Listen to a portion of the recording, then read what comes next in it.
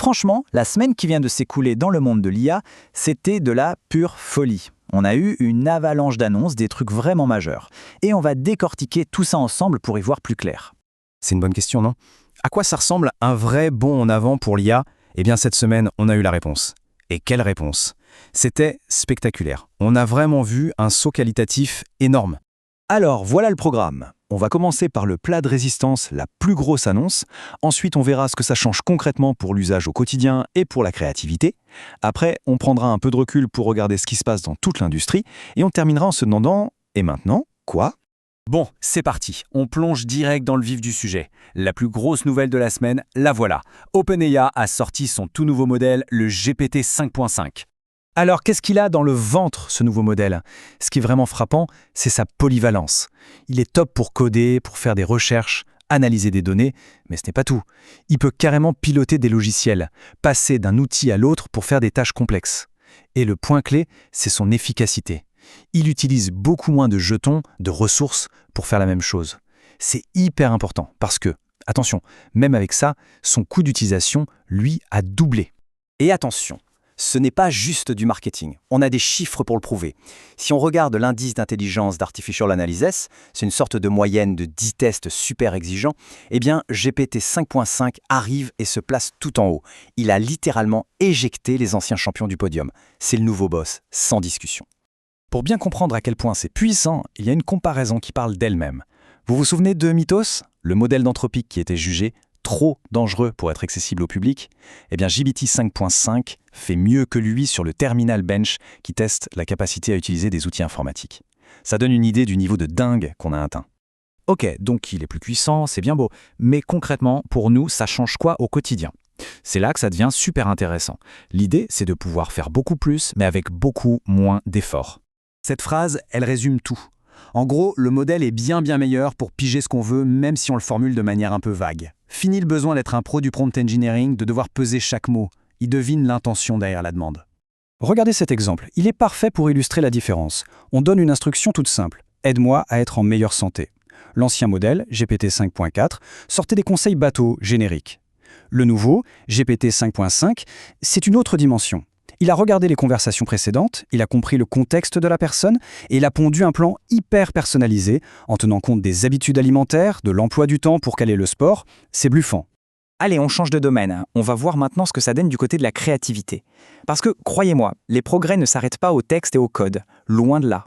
En parallèle, OpenAI a sorti Image 2.0 et boum, directement numéro 1 dans les classements basés sur ce que les gens préfèrent. C'est pas rien, quand on sait qu'il y a des concurrents très solides en face. Mais attention, ce n'est pas juste une machine à faire de belles images. Ce truc réfléchit. Il est capable d'écrire du texte parfaitement lisible dans une image, d'utiliser ses connaissances sur le monde pour compléter ce qui manque. Il peut même aller chercher des infos sur le web en temps réel. Et le top, c'est qu'il peut vérifier et corriger ce qu'il a fait. C'est vraiment un outil créatif intelligent. Il y a un exemple qui m'a personnellement scotché. Quelqu'un a demandé une image d'un livre précis en incluant le code barre. Non seulement l'image du livre était parfaite, mais le code barre, il était scannable. Avec un téléphone, on le scanne et hop, on atterrit sur la bonne page produit. C'est fou, c'est un pont direct entre le virtuel et le réel. Et évidemment, la concurrence ne dort pas. Du côté d'Anthropic, leur outil Cloud Design a eu une grosse mise à jour. Maintenant, il peut générer des animations assez complexes, du style de ce qu'on peut faire avec un logiciel pro comme After Effects, mais juste à partir d'une simple description textuelle. Bon, maintenant, prenons un peu de hauteur. Parce que cette vague d'innovation, ce n'est pas que l'affaire d'OpenAI ou d'Anthropic. Non, c'est toute l'industrie qui est en pleine ébullition. On commence ce petit tour d'horizon avec Google. Leur labo DeepMind vient de sortir Deep Research Max. C'est un nouvel agent spécialisé dans la recherche. En gros, il est capable de creuser un sujet en profondeur, de trouver et de synthétiser des infos complexes, et il met la barre très haut en termes de performance. Passons à l'open source, c'est super important pour que tout le monde progresse. Des géants comme Alibaba ou des nouveaux comme Kimi ont sorti des modèles pour le code qui sont juste excellents. Ils font jeu égal et parfois même mieux que les modèles payants sur certains tests. Ça met une pression saine sur tout le marché. Et Microsoft alors? Eux, ils sont en train de booster leur assistant Copilot. L'IA devient de plus en plus un agent qui peut agir tout seul. Il est capable de faire des actions en plusieurs étapes, directement dans Word, Excel ou PowerPoint, des logiciels que des millions de gens utilisent tous les jours. C'est l'IA qui s'intègre vraiment dans notre travail. Et la liste ne s'arrête pas là, loin de là. C'est un vrai feu d'artifice. On a eu Warp, qui aide les développeurs. Ideogram, qui permet de créer ses propres modèles d'images.